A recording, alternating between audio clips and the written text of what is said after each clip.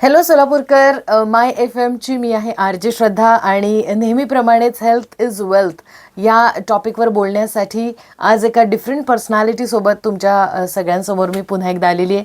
माझ्यासोबत आहेत कुर्डुवाडीच्या डॉक्टर मेघा हर्षद शहा, ज्या न्यूट्रिशनिस्ट आहेत आणि योगा एक्सपर्ट आहेत.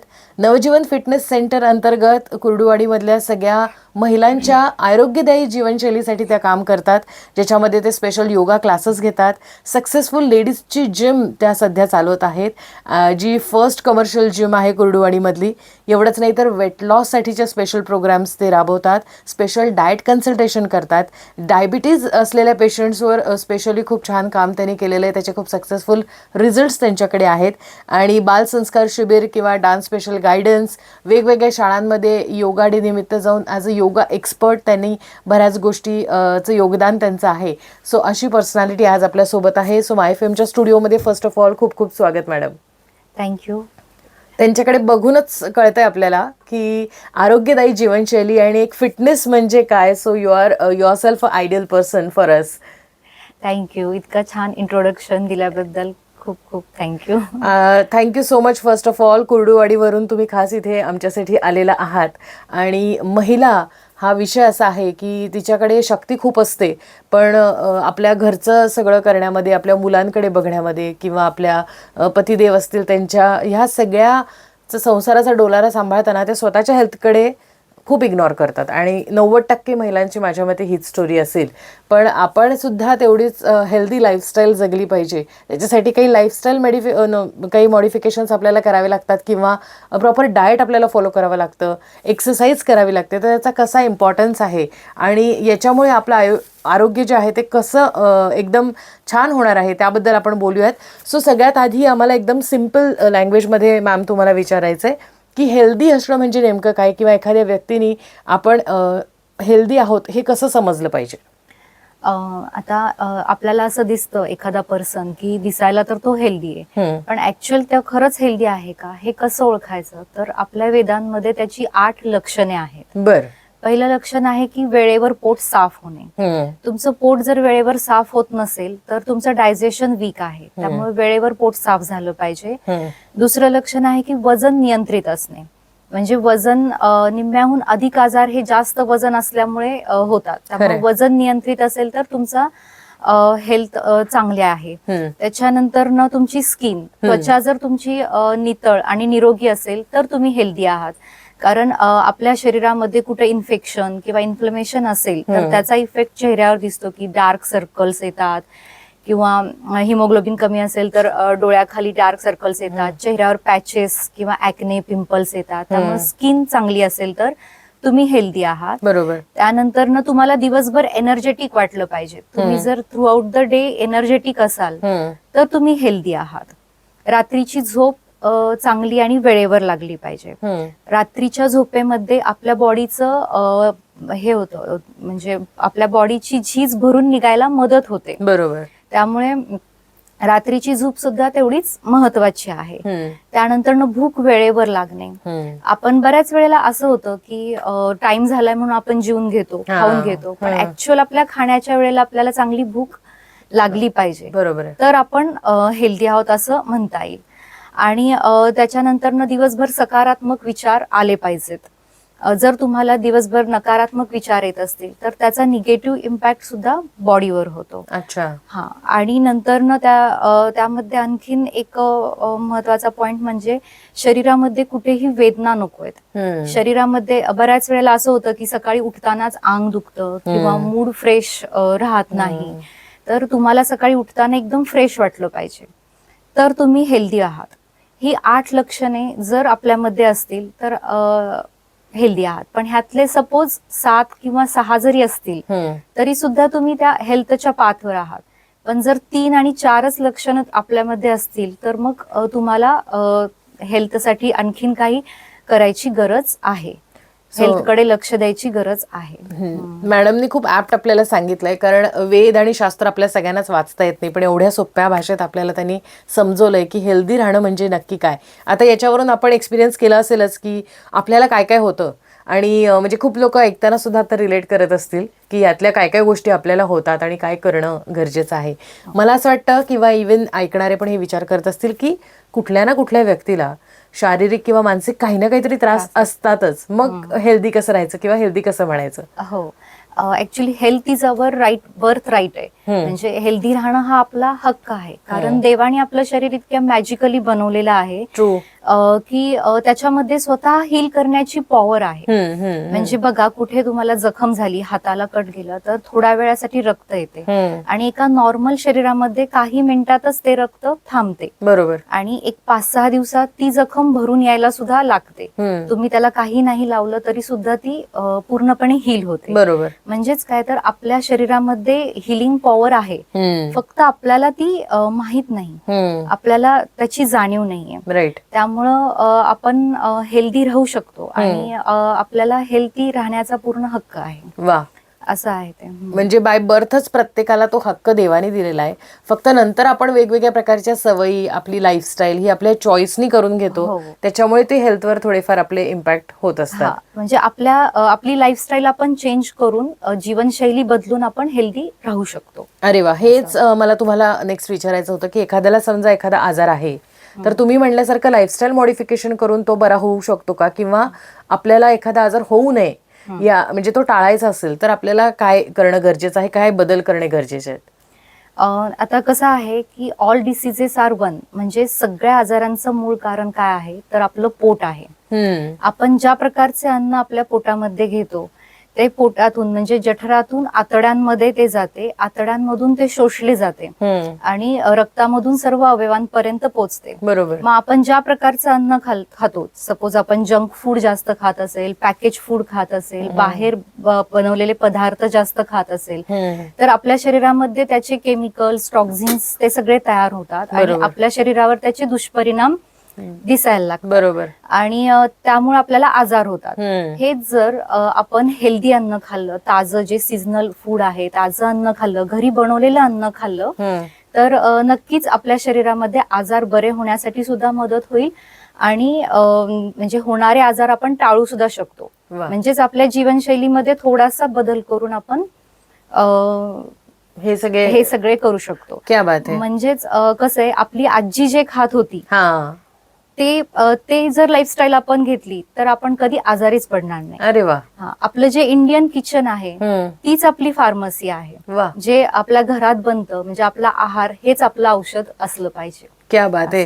खूप छान तुम्ही सांगितलं. बऱ्याच लोकांना ते इरिटेटिंग होतं की घरातले सिनियर्स जेव्हा काही, स्पेशली यंगस्टर्स ना, आय एम शुअर की तुम्ही बाहेर ट्युशन्सला, क्लासेसला जाता आणि मग ऑन द गो बर्गर म्हणा, आजकाल सँडविच म्हणा किंवा वेगवेगळ्या प्रकारचे सॉफ्ट ड्रिंक्स असतील, ह्या सगळ्या गोष्टी आपण कन्झ्युम करतो, त्या खरं तर खूप टॉक्सिक आहेत आपल्या शरीरासाठी. हे यू कॅन रिलेट.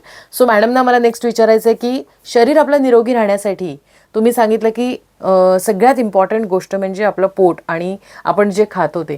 तर कसा सकस आणि कसा निरोगी आहार प्रत्येकाने फॉलो करावा, स्पेशली महिलांना हे खूप जास्त सांगणं गरजेचं आहे, तिच्या स्वतःसाठी पण.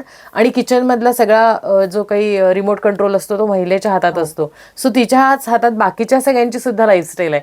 तर कसा निरोगी आहार असायला हवा, काय सांगाल? हो, तुम्ही अगदी बरोबर सांगितलं की जर महिलांना नॉलेज मिळालं तर त्या स्वतःची पण आणि घरातल्या फॅमिली मेंबर्सची पण तेवढीच काळजी घेऊ शकतात. राईट. आणि महिलांचं कसं होतं, त्या ऑलरेडी सगळ्यांची काळजी घेतात, पण दुसऱ्यांचं करण्याच्या नादात स्वतःकडे दुर्लक्ष करतात. एक्झॅक्टली. तर आधी त्यांनी स्वतःचं पण हेल्थ केअर करावी आणि मग ते करत असताना आपोआपच फॅमिलीला सुद्धा ते दिसेलच की ही लेडीज करते तर तिला इतके चांगले हेल्थ बेनिफिट्स आहेत. बरोबर. आणि त्यामुळे घरचे पण आपोआप त्यांचं फॉलो करतील. त्यामुळे लेडीजने आधी स्वतःकडे लक्ष द्यावं असं मला खूप वाटतं. क्या बात आहे. आणि तर मग ह्याच्यासाठी आपल्याला असं करता येईल की ह्याच्यात 3 आपले स्वास्थ्य आहेत. जर आपल्याला आहाराकडे बघायचं असेल कोणता आहार, तर सात्विक आहार गरजेचा आहे, त्याच्यानंतर शारीरिक आहार आणि तिसरा आहे तो मानसिक आहार. वा. हे तिन्ही पॉइंट्स आहेत. आता सात्विक आहार मध्ये बघा, सात्विक आहार म्हणजे काय, जे अन्न ज्यातनं आपल्याला ऊर्जा मिळणार आहे किंवा ज्याच्यामध्ये लाईफ आहे असे अन्न. म्हणजे बघा, आता सपोज गहू आहे किंवा ज्वारीचे दाणे आहेत, ते आपण जमिनीत टाकले तर काय होतं, त्याच्यापासून पीक येतं. बरोबर. किंवा एखादं फळ आपण खाल्लं आणि त्याचं बी जमिनीवर टाकलं तर त्याच्यापासून झाड येतं. बरोबर. म्हणजे त्याच्यामध्ये लाईफ आहे, हा. एनर्जी आहे. आणि असे अन्न आपण खाल्लं तर त्यातनं आपल्याला सुद्धा लाईफ मिळणार आहे, एनर्जी मिळणार आहे. क्या बात आहे. तेच जर आपण बिस्किटचा तुकडा जमिनीवर टाकला तर तो उगवून येणार आहे का? नाही.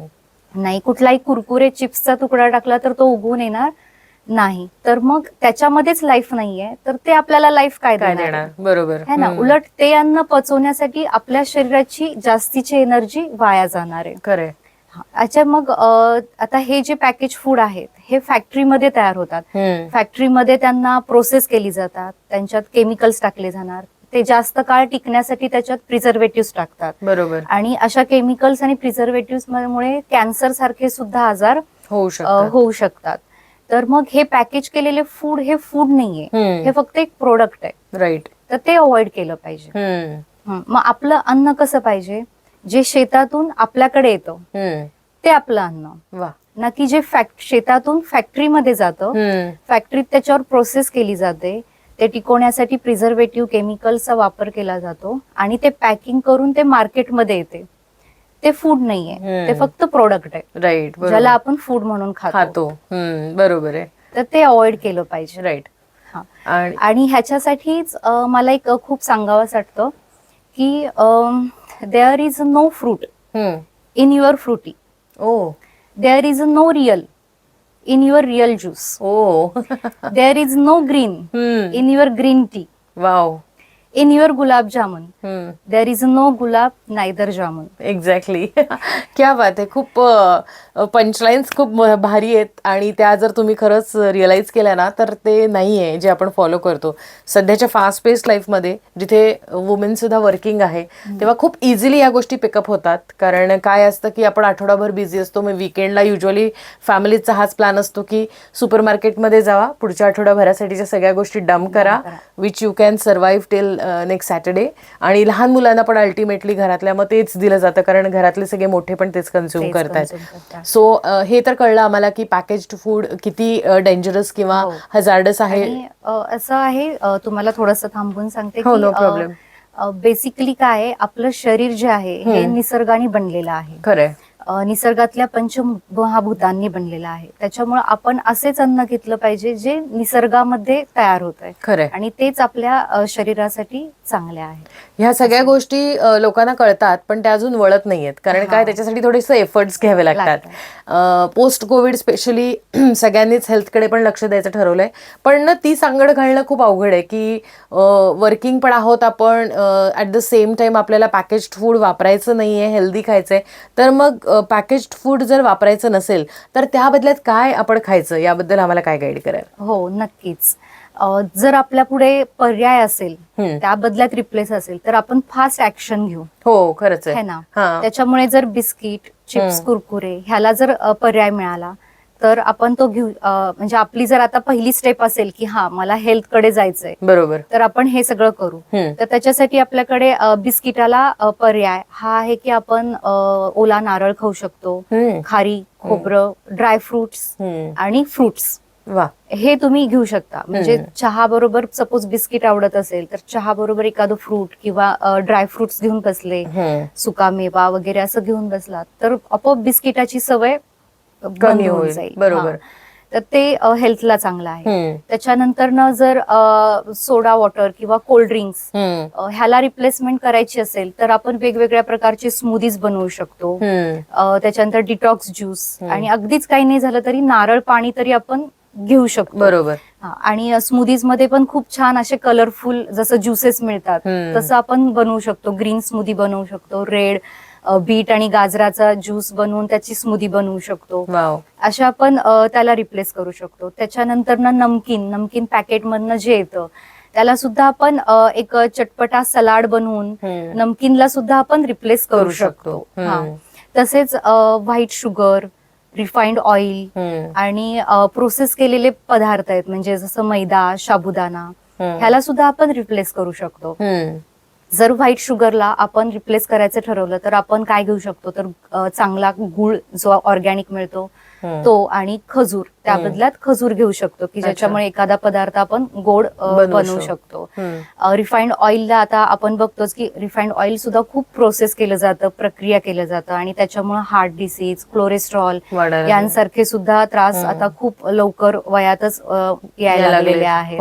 तर मग रिफाइंड ऑइलला आपण कोल्ड प्रेस ऑइल किंवा कच्ची घाणीचं तेल ह्यानं रिप्लेस करू शकतो. फक्त आपल्याला हे माहिती पाहिजे की ते ऑथेंटिक आहे, बनवलेलं आहे हे. आणि याच प्रकारे आपण जे मैदा किंवा साबुदाणा घेतो त्याऐवजी आपण भरड धान्य म्हणजे आता मिलेट्स खूप आलेले आहेत, तर कोणतेही फॅन्सी मिलेट्स घेण्यापेक्षा आपले जे महाराष्ट्रीयन इंडियन मिलेट्स आहेत म्हणजे जसं की बाजरी, नाचणी, त्याच्यानंतर ज्वारी, वरयाचे तांदूळ, भगर, हे सगळे आपल्याला इझिली अवेलेबल आहेत आणि खूप त्याचे पदार्थ पण खूप सुंदर बनवतात. त्याच्यामध्ये खूप जास्त फायबर्स आहेत जे आपल्या आतड्यांची ताकद वाढवतो आणि ज्याच्यामुळे आपल्याला खाल्लेलं अन्न पचायला मदत होते. असे सगळे फायबर्स आहेत, ते अन्न आपण घेऊ शकतो. म्हणजे हे रिप्लेसमेंट आपण केली तर मग आपल्याला हेल्थ मेंटेन करायला पण मदत होईल. क्या बात आहे. सगळ्याचीच ऑलमोस्ट मॅडमनी किचन मधल्या गोष्टींची रिप्लेसमेंट आपल्याला सांगितली आहे आणि ते ऐकताना पण आपल्याला असं रिलेट होतं की हो yes we can do that. Millets बद्दल तुम्ही म्हणाल तर यावेळी केंद्र सरकारच्या हेल्थ डिपार्टमेंटनी सुद्धा मिलेट्सचा जास्तीत जास्त, इंडियन मिलेट्सचा जास्तीत जास्त वापर करा असं त्यांनी सुद्धा आपल्या सगळ्यांना खूप आवाहन केलेलं आहे. काही काही लोक आता हेल्थबद्दल जे कॉन्शियस झालेत ते एक्सरसाइजसाठी जिम किंवा योगा करतात, सोबत वेगवेगळे फॅन्सी डाएट फॉलो करायचा एक ट्रेंड आलेला आहे. अँड मेजरली मी म्हणजे लोकांना ऐकताना किंवा आपण वेगवेगळ्या व्हिडिओजमध्ये बघतो की हाय प्रोटीन डाएट फॉलो केलं पाहिजे असं म्हणतात आणि मग त्यासाठी भरपूर सारे आजकाल मार्केटमध्ये प्रोटीन मिल्कशेक्स, वेगवेगळ्या पावडर्स, आय एम शुअर ते आपण प्रोसेस्डच असतात. तर मग जास्तीत जास्त प्रोटीन आपल्याला कसं मिळेल आणि आपण ते कसं मेंटेन करावं, काय सांगाल? हो, म्हणजे हा खूप चांगला प्रश्न आहे. कारण प्रोटीनच्या नादात आपण लोक काय करतात, खूप काहीतरी वेगळं करून घ्यायला बघतात, फॅन्सी डाएट घ्यायला बघतात आणि त्याचे उलट ते सुद्धा तयार होताना काही ऑथेंटिक नसतील किंवा चांगल्या क्वालिटीचे नसतील प्रोटीन्स, तर त्याच्यामध्ये फक्त शुगर आणि चॉकलेट पावडर घालून मुलांना वगैरे असं ते टेस्टी बनवण्यासाठी दिले जातात. बरोबर. तर ऍक्च्युअली त्याचा काहीच उपयोग नाही, उलट त्यातून जास्त साखर जाते की जी शरीराला पुन्हा हानिकारक असते. तर इथे प्रोटीनचा आपल्या शरीराला म्हणण्यापेक्षा फक्त प्रोटीन हा आपण आपल्या आहारात इन्क्लूड करू शकतो. आणि प्रोटीन हे ऍथलेटिक्स किंवा स्पोर्ट्स जे खेळतात आणि जी लहान मुलं आहेत त्यांना एक्स्ट्रा प्रोटीनची गरज आहे. पण आपल्या नॉर्मल लाईफमध्ये आपल्या आहारात जेवढा समावेश असतो प्रोटीनचा तेवढा आपल्याला सफिशियंट आहे आपल्या डेली ऍक्टिव्हिटीनुसार. जसं की आपल्या आहारामध्ये आपण मोड आलेली कडधान्य ऍड करू शकतो, राईट है ना. स्प्राउट्सला सुपर एनर्जी फूड म्हणलंय, म्हणजे ते मोड आलेले कडधान्यांमध्ये एवढी एनर्जी असते की ते प्रोटीनला एकदम चांगलं सबस्टिट्यूट आहे. मग तुम्ही मूग, मटकी किंवा लाल हरभरा, त्याच्यानंतर पूर्वीचं ते हुलगं म्हणून यायचं ते पण आताही मिळतं, ते सुद्धा छान आहे. त्याच्यानंतर अख्खा मसूर आहे. असे जे कडधान्य आहेत ते आपण आठवड्याला पूर्ण वेगवेगळे घेऊ शकतो आणि ते मोड आणून घेतले तर आपली प्रोटीनची रिक्वायरमेंट भरून निघायला मदत होते. तसेच आपल्या आहारात रोज डाळी येतात वेगवेगळ्या. जसं आपलं इंडियन कल्चरमध्ये वरण भात किंवा डाळ भात आपण खातो, तर ते प्रोटीनचा एवढा छान सोर्स आहे, त्याला दुसरं काहीच हे नाहीये प्रोटीनला. डाळ आणि भात जर तुम्ही घेत असाल तर ते खूप चांगलं प्रोटीनचा सोर्स आहे. आणि सगळ्या डाळींमध्ये प्रोटीन आहे. मुगाची डाळ, तुरीची डाळ, उडदाची डाळ, हरभऱ्याची डाळ, जेवढे डाळीचे प्रकार आहेत ते सगळे बदलून बदलून घेतले तर प्रत्येकामध्ये वेगवेगळे प्रोटीन्स आहेत, ते आपल्या शरीराला मिळतात. फक्त क्वांटिटी आपण जास्त घेतली पाहिजे त्याची. म्हणजे जेवणामध्ये जर पातळ वरण वगैरे असेल तर ते घट्ट घ्यायला पाहिजे. डाळीचे पदार्थ खाल्ले पाहिजेत आणि मोड आलेली कडधान्य खाल्ले पाहिजेत. क्या बात आहे. एवढं जरी आपल्या रोजच्या आहारात असलं तरी सफिशियंट आहे. हे रोजच्या लाईफ मधल्याच गोष्टी आहेत खरं, पण ह्याला आपण खूप साऱ्या फॅन्सी आणि अनवॉन्टेड गोष्टींनी रिप्लेस केलेलं आहे. सो ते कट ऑफ करून जर आपण हेल्दी लाईफस्टाईल आपल्याला हवी असेल तर नॉर्मल जे आपल्या इंडियन किचनमध्ये बनतं ते वेगवेगळ्या प्रपोर्शननी जर आपण खाल्लं तर आपलं डाएट खरं तर जसं वेदशास्त्रांमध्ये सांगितलं आहे त्याप्रमाणेच आहे. सो सगळ्यांनी त्याच्याकडे लक्ष द्यायला नक्कीच हरकत नाही आहे. सो सध्या सोलापूरमध्ये भयानक उन्हाळा वाढतोय आणि तो पुढे जाऊन वाढणारच आहे. ऑफकोर्स जूनपर्यंत सोलापूरकर उन्हाळा फेस करतात. तर ह्या उन्हाळ्यामध्ये बऱ्याच वेळा असं होतं की भूक कमी लागते, पाणी खूप जास्त पिलं जातं आणि जेव्हा पण आपल्याला जेवायचं असतं तेव्हा असे काही चटपटीत पदार्थ म्हणा किंवा काहीतरी वेगळं खायची लोकांना इच्छा होते. तर ॲप्ट फूड कुठलं आहे, उन्हाळ्यात कुठलं अन्न खावं, काय सांगाल? उन्हाळ्यामध्ये काय होतं, आपल्या शरीरातलं पाणी कमी व्हायला लागतं आणि त्यामुळे आता तुम्हाला जाणवत असेल की त्वचा एकदमच कोरडी पडायला होते. लागते, सुरकुतल्यासारखी दिसायला लागते आणि पाणी कमी झाल्यामुळे आपल्याला उन्हाळ्याची सुद्धा त्रास व्हायला लागतात. बरोबर. तर आपल्या शरीरामध्ये जसं आपल्या पृथ्वीवरती 70% पाणी आणि 30% लँड आहे, तसंच आपल्या शरीरामध्ये सुद्धा 70% लिक्विड आहे आणि शरीराला फक्त 30% सॉलिडची गरज आहे. त्यामुळे आपलं जे अन्न पाहिजे ते वॉटर रिच फूड पाहिजे. ओके. म्हणजे ज्या अन्नामध्ये पाण्याचं प्रमाण जास्त आहे, रसयुक्त आहार ज्याला म्हणतो तसा आहार पाहिजे. म्हणजे पाण्याचं प्रमाण जास्त असलेलं. मग पाण्याचं प्रमाण जास्त असलेलं म्हणजे ह्या दिवसामध्ये जे सीझनल फूड्स आहेत जसं की कलिंगड, पपई, द्राक्ष, संत्री, त्याच्यानंतर काकडी, टोमॅटो, भोपळा यांसारखे ज्याच्यामध्ये रस जास्त आहेत हे पदार्थ जास्त घेतले पाहिजेत. आणि जे ड्राय आहेत जसं की ज्याच्यात पाणी कमी आहे, जे पुअर वॉटर आहेत, तर ते कोणते, तर ते आपले रोटी, जे आपण चपाती, भात हे सुद्धा कमी पाणीचे आहेत कारण हे सुके. त्याच्यानंतर ब्रेड, पिझ्झा हे सगळे पुअर वॉटरचे. राईट. तर मग आपल्याला ह्याचं प्रमाण कमी करायचंय आणि ज्यामध्ये रस जास्त आहे ते जास्त घेतलं पाहिजे, जेणेकरून आपल्या बॉडीचा पाण्याची लेवल बॅलन्स राहील आणि आपल्याला उष्णतेचे त्रास पण होणार नाहीत. क्या बात आहे. खूप छान माहिती मॅम आज आपण इथे येऊन आम्हाला सगळ्यांना दिली आहे आणि नक्कीच ह्या गोष्टी इम्प्लिमेंट केल्यानंतर प्रत्येकाचंच आरोग्य आणि प्रत्येकाचीच लाईफस्टाईल ही हेल्दी होणार यात काही डाऊटच नाही आहे.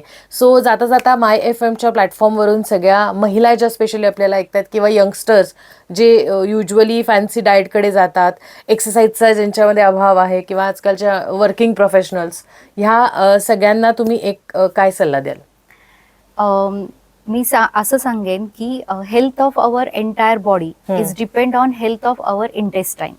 म्हणजेच आपल्या शरीराची संपूर्ण हेल्थ ही आपल्या पोटावरती अवलंबून आहे. खरं. त्यामुळे टेक इन राईट फूड, योग्य आहार आपल्या शरीरामध्ये घ्या.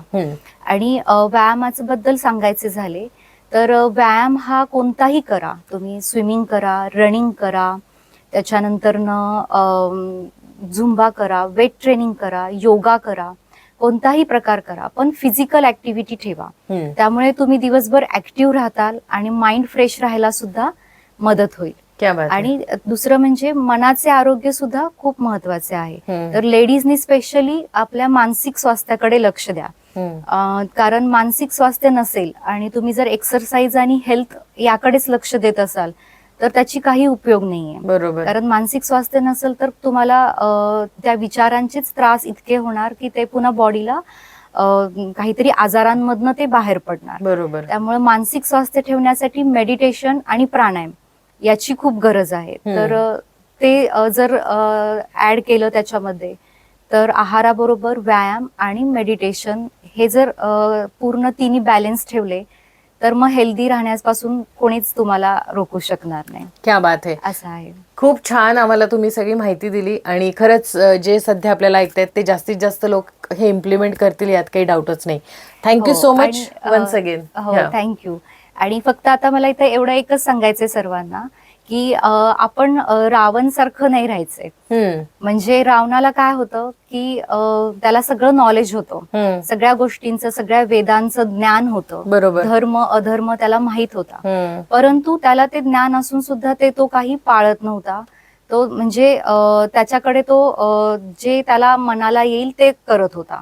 त्याला सगळं नॉलेज असून तो त्याचा उपयोग करून घेत नव्हता. बरोबर. त्यामुळे रावणाचा शेवटी काय झाला, विनाश वध झाला. हम्म. तसंच आपल्या सुद्धा हेल्थचा आपण विनाश नाही करायचा आहे. आपल्याला जे नॉलेज मिळालेलं आहे त्याचा आपण यूज करायचा आहे, वापर करायचा आहे. त्यामुळे फक्त एवढंच सांगायचं की रावण नाही बनायचं. आपलं नॉलेज जे मिळाले, ज्ञान मिळाले, त्याचा आपण वापर करायला चालू करायचं. क्या बात आहे. एक्झाम्पल पण खूप छान दिलेलं आहे मॅडमनी आणि ते रिलेट पण करते आय एम शुअर. आणि ज्ञान आपल्याला मिळालेलं आहे आणि आपल्याला माहिती पण आहे, फक्त आता ते इम्प्लिमेंट करणं आणि ते फॉलो करणं खूप गरजेचं आहे. Once again thank you so much for being here, for spending your time and sharing very knowledgeable information with us. Thank you. Thank you ma'am. Thank you.